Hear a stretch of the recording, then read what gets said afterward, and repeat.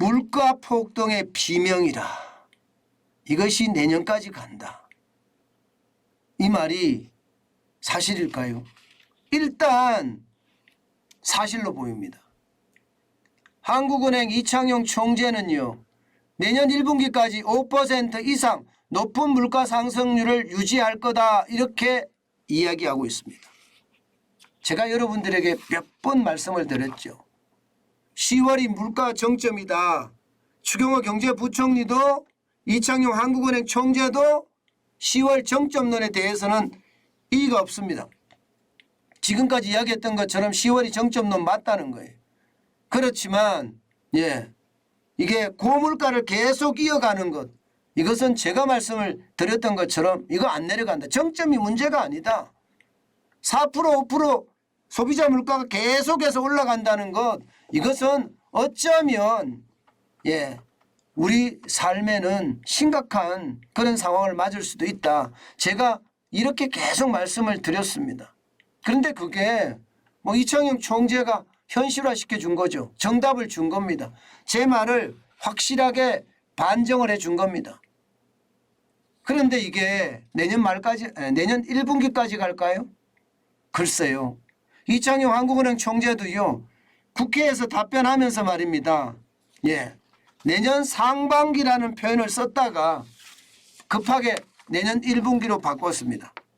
내년 상반기로 썼다가. 이 말은 여러분, 물가 상승률이 지금 내년 상반기까지는 쉽지 않다는 이야기가 되는 거예요. 내년 상반기까지는. 물론 경제 상황이 바뀔 수도 있겠죠. 경제 상황이. 뭐 유가를 엄청나게 낮춘다든가, 아니면 이게 러시아 우크라이나 전쟁이 빨리 끝난다든가, 아니면 중국 경제의 어떤 부활이 좀 더 빨라진다든가, 그것도 아니면 미국의 금리 인상이 좀 더 처진다든가, 이런 문제가 되면 달라질 수는 있겠지만 지금 현재의 경제 지표로 봐서는 적어도 내년 1분기까지, 1분기만 1월, 2월, 3월입니다. 3월까지는 5% 이상 높은 물가 상승률을 유지할 거다 이렇게 이야기하는 겁니다. 참 이거 생각하면 여러분 충격적이에요. 그러면 이창용 한국은행 총재는 왜 이런 말을 했을까? 이게 저 중요하잖아요. 물가 상승률이 이게 쉽게 안 떨어진다는 이야기는 이미 여러분에게 제가 계속 해왔습니다. 이게 고물가 시대에 우리는 살 수밖에 없다. 그것도 1, 2년 만에 떨어지지는 않을 거다. 1, 2년 만에. 1, 2년 만에 떨어지지 않을 거다. 이 말은 2% 수준까지 내려가는데 시간이 굉장히 많이 걸릴 거다 이거예요. 5% 이상 높은 물가는 내년 1분기까지 갈지 모르지만 4%는 2분기까지 가고, 그 다음에 뭐 3.9%는 3분기까지 이렇게 계속 간다는 이야기입니다. 2%의 어떤 적정 소비자 물가 상승률을 가져가기에는 쉽지 않다는 이야기예요. 결국 이창용 총재는요, 결국 금리를 올리겠다는 이야기를 하는 거예요. 지금 금리를 올리겠다. 11월에 빅스텝 하겠다는 거예요. 베이비 스텝 안 하겠다는 거예요. 빅스텝 0.5% 올리겠다는 겁니다. 지금 사실 여러분 보시다시피 물가가 장난 아니잖아요. 지금 7월에도요 소비자 물가 상승률이 엄청 낮잖아요. 6%가 넘어섰습니다. 그러던 것이 8월에는 좀 떨어졌어요. 5.7%까지 떨어졌다가 9월에는요 5.6%까지 떨어진 거 사실입니다. 그렇지만 여러분 근원 소비자 물가 한번 보세요. 근원 소비자 물가 계속 올라가고 있죠. 계속 올라가고 있습니다. 이게 심지어 8월 9월에도 올라갔습니다. 4.1%를 현재 기록하고 있는데 2018년 12월에 4.5% 이후 최고치입니다. 2018년입니다. 2018년. 이 말은 근원 소비자 물가가 올라간다는 거, 이게 유가 빼고 계절성 있는 농산물 빼고 이걸 뺐는데 지금 물가가 올라간다는 이야기니까 앞으로 물가가 올라갈 수밖에 없다는 이야기 되는 거잖아요. 그죠? 그러니까 물가 폭탄의 어떤 비명은 계속 커질 수밖에 없는 게 현실이다. 이렇게 이야기할 수가 있습니다.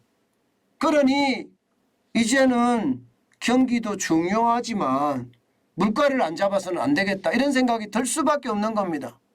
한국은행 총재 입장에서는 물가 잡는 것이 가장 핵심적인 정책 중에 하나이기 때문에 물가를 어떻게 하든 잡으려고 노력해야 됩니다. 결국 말입니다. 이렇게 되면 지금 10월에 빅스텝이 일어날 수밖에 없다. 저는 그렇게 봅니다. 0.5%의 금리를 올릴 수밖에 없다. 지금 한국은행 이창용 총재가 이미 선거한 겁니다. 그렇게 갈 거니까 준비하세요. 이렇게 말입니다. 이 한국은행 총재나 주경호 경제부총리나 이런 사람들은요, 이게 아주 직설적인 화법을 별로 잘 안 씁니다.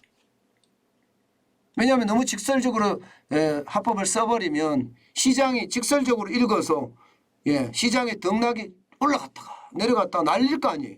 그죠? 그렇기 때문에 직설적 화법을 쓰는 것이 아니라 언어적 화법을 많이 쓰는데 지금 상태로 보면 분명히 말입니다. 분명히 10월 14일입니다. 오늘이 10월 8일이니까 이제 일주일 남았네요. 일주일 안에 빅스텝 0.5%의 금리를 인상한다. 그러니 준비해라. 이렇게 지금 시장에 이야기하고 있는 겁니다. 여러분, 이렇게 되면 대출 많이 받은 사람들은요, 진짜 고통스러울 거예요. 점점 더 고통스러워집니다. 지금이 결코 낮은 기준금리가 아니거든요. 여기서 기준금리를 0.5%를 올리면 이제 기준금리가 3%입니다. 3%. 그러면 여기에 가상금리가 붙으면 대출금리는 적을 때가 7%고요. 많으면 8%가 넘어설 수도 있다는 게 현실이 돼가고 있습니다. 아마 대출금리가 8%를 넘어서면요, 시장 전체에 주는 충격은 이거 굉장히 클 겁니다. 여러분들도 아마 인식하고 계실 텐데요. 그만큼 어마어마한 충격이 올 거라고 저는 생각해요.